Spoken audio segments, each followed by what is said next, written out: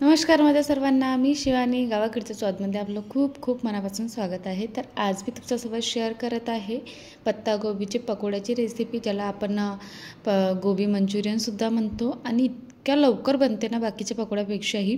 5 मिनटं लागेल फक्त तुम्हाला. इतक्या झटपट बनणारी रेसिपी आहे आणि जास्त काही साहित्यसुद्धा लागत नाही आणि गरमागरम क्रिस्पी खायला तर अति भारी वाटते. चला तर सुरू करूया आजची रेसिपी. आणि रेसिपी तुम्हाला आवडेल ना तर बनवूनसुद्धा बघा घरी तुमच्यावाल्या आणि मला सांगा कमेंटमध्ये की कशी झाली. तर त्यासाठी काय केलं मी, पत्तागोबी अगोदर ना माझ्याकडे थोडीशी होती, तर मी त्याला अगोदर छानपैकी धुवून मग नंतर किसून घेतली आहे. एक तर तुम्ही अगदी बारीक कापू शकता किंवा किसूनसुद्धा घेऊ शकता. नंतर त्यामध्ये मी 4-5 चमचच्या जवळपास त्या वाटीमध्ये मी कॉर्नफ्लॉवर आणि मैदा घेतलेला आहे. तर असं अंदाजीने बघितलं गेलं तर तुम्ही जेवढी गोबी घ्याल ना त्या हिशोबाने आपल्याला घ्यायचं आहे. तर गोबी माझ्याकडे जास्त नव्हती म्हणून मी त्यामध्ये कमीत कमी 4-4 चम्मच किंवा 5-5 चम्मच असे तुम्ही तुमच्या अंदाजानुसार त्यामध्ये कॉर्नफ्लॉवर आणि मैदा टाकायचा आहे.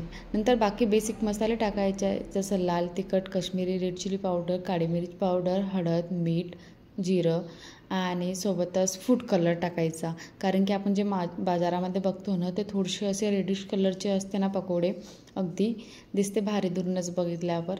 तर त्यासाठी ते लोक फूड कलर टाकतात. तर आपणही फूड कलर टाकायचा आणि नंतर कोथिंबीर वगैरे सर्व टाकून याला आपल्याला बॅटर ते जे आहे ना पकोड्याचं ते तयार करून घ्यायचे आहे. यामध्ये पाणी घालण्याची आवश्यकता बिलकुल पडत नाही. आणि दुसरं म्हणजे याला पाणी सुटलं थोड्या वेळाने अगर आपण रेस्ट करायला ठेवलं तर बरोबर ते नाही का मिश्रण तयार होऊन जाते. नंतर तुम्ही याला पकोड्यासारखं तळू शकता किंवा अशा प्रकारे छोटे छोटे गोळे करून तेलामध्ये तुम्ही फ्राय करू शकता.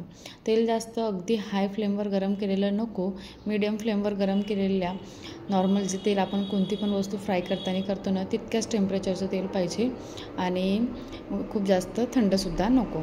अशा प्रकारे पकोडे तयार करून घ्यायचे आहे. आणि बघू शकता मी बाकीचे पण पकोडे आता तयार करून घेत आहे आणि अशा प्रकारे पकोड्याची रेसिपी बनवून घेतलेली आहे. मला वाटलं नव्हतं की इतके छान वाटतील बा म्हणून, कारण की आपण काय करतो हर एक पकोडा बनवतो त्यामध्ये कांदे मिरची हे ते सर्व टाकतो, पण यामध्ये तितकं काही टाकण्याची आवश्यकता पडतच नाही बिलकुल. आणि याची चटणी पण सुद्धा तुम्ही चटणीसोबत पण खाऊ शकता किंवा असे पण सुद्धा खाऊ शकता. तर मला टोमॅटो सॉससोबत आणि आवडते तर मी तेच टाकलं टोमॅटो सॉसने, थोडीशी इमली चटणी वगैरे, किंवा याची तुम्ही लाल चटणीसुद्धा बनवू शकता तुम्हाला आवडत असेल तर. आणि अशा प्रकारे रेसिपी आजची तयार केली.